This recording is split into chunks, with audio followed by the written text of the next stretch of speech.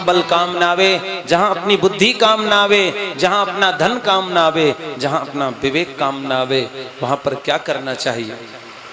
तुझसे न सुलझे तेरे उलझे हुए धंधे,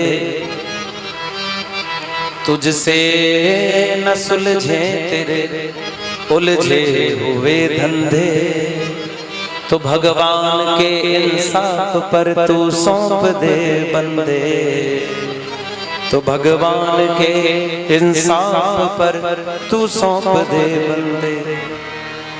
प्रभु को सौंप दो कि प्रभु मेरी सामर्थ्य नहीं है, अब तू जाने तेरा काम जाने, तो क्या होगा? तो प्रभु हर तुम्हारी मुश्किलें आसान करेगा, जो तू न कर सका उसे भगवान करेगा। जो तुम नहीं कर सके उसे भगवान करता है। शरणागत होना पड़ेगा, जिसे कहते हैं ना आत्मसमर्पण। जैसे किसी अपराधी के पीछे पुलिस पड़ जाए, नजदीक में आ जाए, तो क्या कहते हैं? ऊपर हाथ कर ले नहीं तो गोली। तो दोनों हाथ ऊपर करके क्या कहता है? सरेंडर। अब शरणागत है भैया, अब तो छोड़ दो। तो हम प्रभु के शरणागत हो जाएं। प्रभु के दर पर तेरा शीश झुकाना ही बहुत है, मिलता है जहां न्याय वो दरबार यही है, संसार की सबसे बड़ी सरकार यही है। इनके चरणों में सर झुका दो बस। और नारद जी ने जब सर झुकाया है तो बद्दू एक बात ध्यान रखना, आप जब हृदय से उस गोविंद के चरणों में निवेदन करते हो ना, तो वो सुनता जरूर है।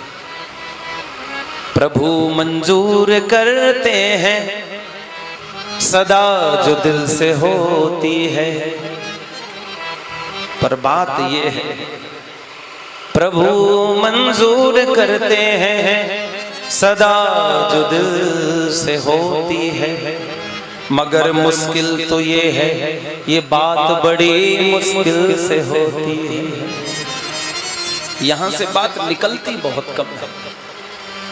मैं बार बार कहता हूं, आपके हृदय में गोविंद बैठे हुए हैं, जरा एक बार पुकारो तो सही हृदय से।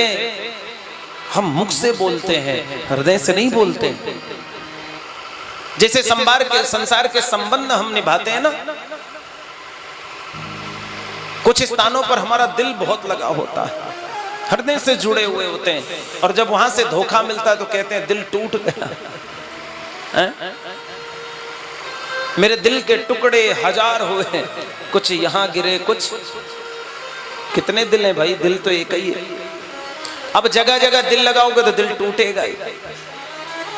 इस दिल में गोविंद बैठे हैं, इसको सब जगह मत लगाओ,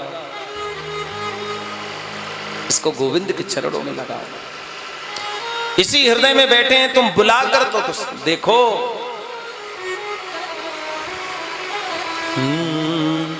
इधर उधर क्या ढूंढे बंदे, तेरा मन मंदिर है।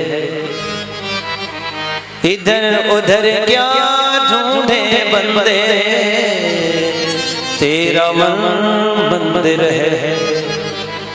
तेरे मन मंदिर में बैठा वो तेरा ईश्वर है, वो तेरा ईश्वर है।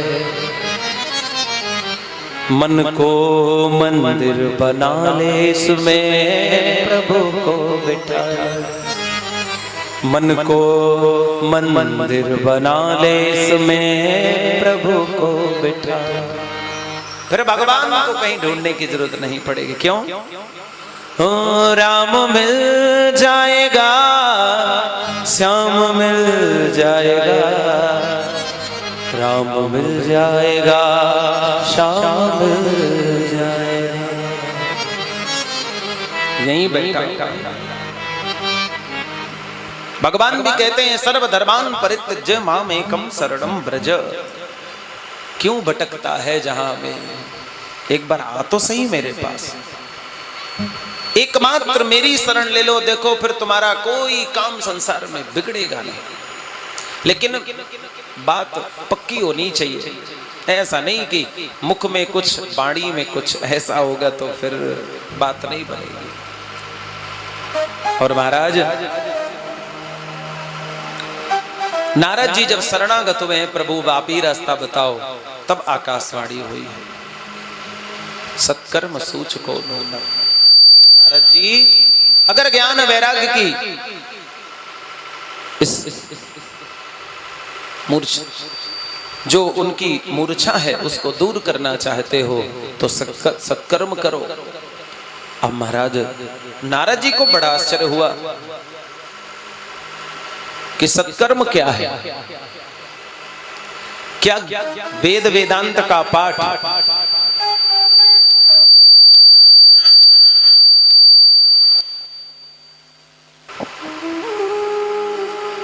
क्या गीता का पाठ सत्कर्म नहीं? मैं कौन सा सत्कर्म करूं? आकाशवाणी ने इतना ही बताया। तब नारद जी उसी दुविधा में घूमते बद्रिकाश्रम पहुंचे थे, तो नारद जी ने सनत कुमारों को बताया।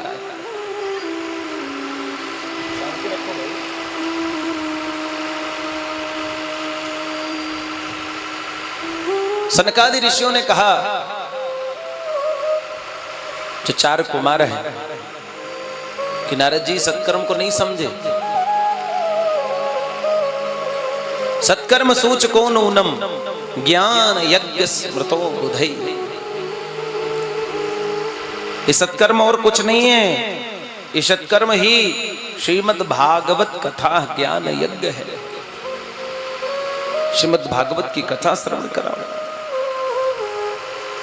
अब तो नारद जी को बड़ा आश्चर्य हुआ, बोले महाराज वेद वेदांत का सार ही भागवत है।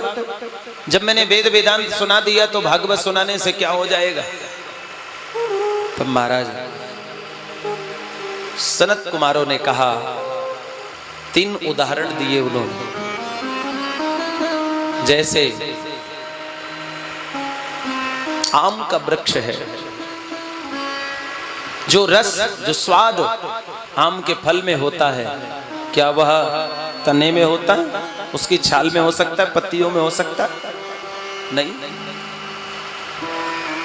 जो रस उस फल में है वो तने में नहीं है। जैसे जो गन्ने के रस से उस शर्करा प्राप्त होती है, वो सार तत्व है। जो कार्य उस शर्करा से हो सकता है वो गन्ने से नहीं हो सकता। और दूध में ही घृत होता है, सार तत्व घृत है, मूल है दूध। आप बढ़िया कढ़ाई में घी डालकर पूड़ियां सेक रहे हो और घी खत्म हो जाए,